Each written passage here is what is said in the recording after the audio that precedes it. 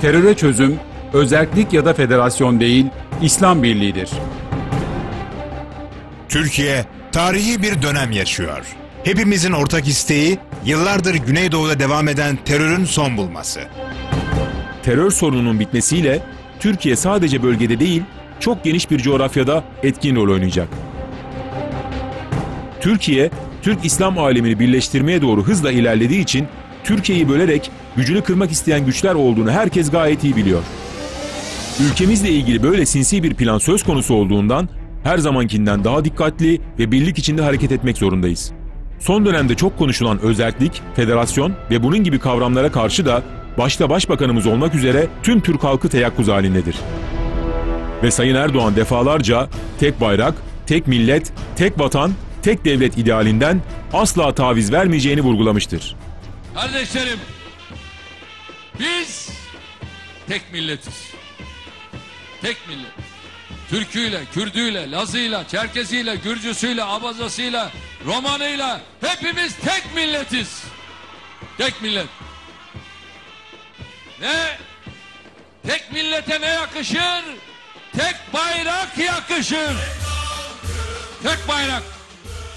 İşte tek bayrağımız bu. Şehidimizin kanı, bağımsızlığımızın ifadesi hilal. Şehitlerimiz yıldız. Kardeşlerim, üçüncüsü ne? Tek vatan. 780 bin kilometre kare ile tek vatan. Bu vatanı bölmeye kimsenin gücü yetmez. Biz bu topraklar üzerinde kimseye operasyon yaptırmayız. Ve bu yapı bu şekilde korunarak biz geleceğe yürüyeceğiz. Böyle hassas bir dönemde Başbakanımızın bölünmeye karşı bu dirayetli tutumuna millet olarak desteğimizi açık açık göstermemiz gerekir. Bu desteği göstermenin en güzel yolu bölünmeye karşı olduğumuzu, federasyon, eyalet, özerklik gibi hiçbir yapıyı şu anki mevcut koşullarda kabul etmediğimizi açık ve net ifade etmektir. Özerklik ya da federatif sistem şu dönemde neden tehlikelidir? PKK'nın hayalindeki özerklik ya da federasyon, Güneydoğu'daki güzel insanımız için bir kurtuluş değildir. Çünkü karşımızda dili, ırkı, özgürlüğü için değil, asıl olarak ideolojisi için silahı eline almış bir yapı vardır. PKK, materyalist, Darwinist, komünist bir örgütlenmedir. En başından beri de ideali komünist bağımsız Kürdistan kurmak olmuştur. PKK'nın ideolojik temelinin Marksizm ve Leninizme dayandığı Öcalan'ın sözlerinde şöyle ifade edilir. PKK, Marksizm-Leninizm geleneğine uygun bir gelişme yaşamıştır. Bundan sonrası açık ki etle tırnak gibi birbirinden ayrılmayan bu miras üzerine şekillenecektir. Bu nedenle PKK, Marksist, komünist ideolojiden vazgeçmediği sürece özerklik veya herhangi bir federatif sistem son derece tehlikelidir. Çünkü bu tip yapılar örgüt için kendi ideolojilerini hayata geçirebilecekleri bir yönetimin ilk ve güçlü bir adımı olarak algılanmaktadır. PKK'nın fikren güçlü olduğu bir ortamda valisini, savcısını kendisinin seçtiği, savunma güçlerinin kendileri tarafından sağlandığı bir özerkliğin, bağımsız, komünist bir Kürdistan'ın kurulmasının bir önceki aşaması olacağı açıktır. Ayrıca böyle bir özerklik, bölge insanına ekonomik olarak da refah sağlamayacaktır. Zorlu coğrafi koşullara sahip, denizlere ulaşım yolu olmayan, dar bir alana hapsedilmiş olan bu özerk yapı, komünist sistemin hakimiyetiyle gelişemeyecek, tüm maddi imkanlar silahlanmaya ve askeri harcanmaya yöneltileceği için daha da fakirleşecektir. Üstelik bölge insanı komünizmin getireceği despot yönetime terk edilmiş olacaktır ki bu duruma ne aziz milletimiz ne de hükümetimiz asla izin vermez. Bu yüzden bölgeyi ferahlatacak olan temel husus PKK'nın fikri yapısının değişmesini sağlamaktır. Anti-materyalist, anti-darwinist, anti-marksist, anti-leninist tam bilimsel anlatımla ve geniş çaplı bir fikri mücadeleyle bu değişim sağlanabilir. Yaklaşık 30 yıldır PKK'nın köy köy, kasaba kasaba yaptığı propagandanın ilmi cevabı verilmeli, gençlerin anti-darwinist, anti-materyalist bilgiyle donatılmaları sağlanmalıdır. Irk temeline dayalı bir eyalet sistemi asla olmamalıdır. Bu bölünmeye sebep olur. Bir ülkeyi ırka dayalı bölümlere ayırmak, o ülkeyi paramparça etmek anlamına gelir. Güneydoğu'da bir Kürt eyaleti, Karadeniz'de bir Laz eyaleti, Akdeniz'de Türkmen eyaleti gibi saf ırka dayalı ayrımlar doğrudan bölünme demektir ve bu asla kabul edilemez. Eyalet sistemi, askeri ve ekonomik olarak çok güçlü olan, merkezi yapısı sağlam ülkelerde çok geniş coğrafyaların yönetimi ve idaresi için pratik bir yöntem olabilir. Ama bu sistem hiçbir şekilde tek bir ırkı temel alan bölümler oluşturmamalıdır. Yani Güneydoğu'nun sadece Kürtlere ait olduğunu iddia edip Kürdün Kürdü yönettiği bir sistem asla olmamalıdır.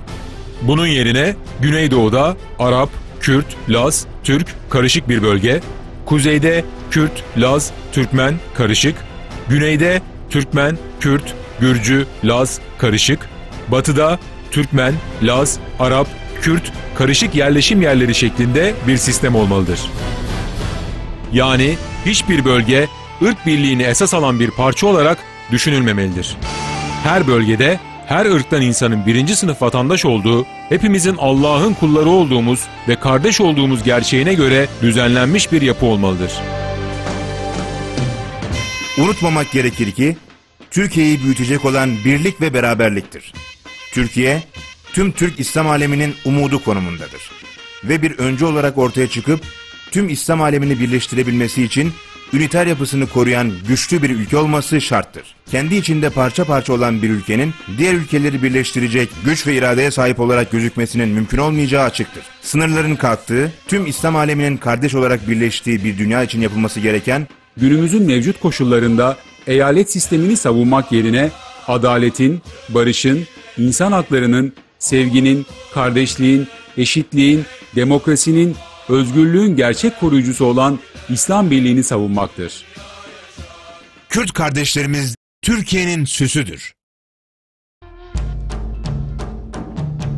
Vatanımızın her karış toprağı bizim için altın değerindedir. Vatanımızın her karış toprağında yaşayan insanımız bizim için paha biçilmez değerdedir. Siirtliyiz ezelden, Siirtliyiz ezelden, her güzel bize gelir aynı. Kürt kardeşlerimiz de Türkiye'nin süsüdür. Kürt halkı da İslam'a bağlı, güzel ahlaklı, fedakardırlar ve manevi değerleri yüksektir. Eski dönemlerde Kürt kardeşlerimize çektirilen ızdırap ve işkenceleri anlamak ve bunları telin etmek çok önemlidir. Kürt halkımızla kaynaşarak, bir olarak tek bir millet olduğumuzu hissettirerek, sevgiyle, merhametle geçmişteki bu acılarını unutturup, küskünlüklerini gidermek ve manevi yaralarının izlerini el birliğiyle hızla sarmak gerekmektedir. Hükümetimizin milli politikası da bu yöndedir. Biz Türkiye'nin bütün vilayetlerini 780 milyon kilometre karelik vatan topraklarını hep bir bildik. Ayrım yok.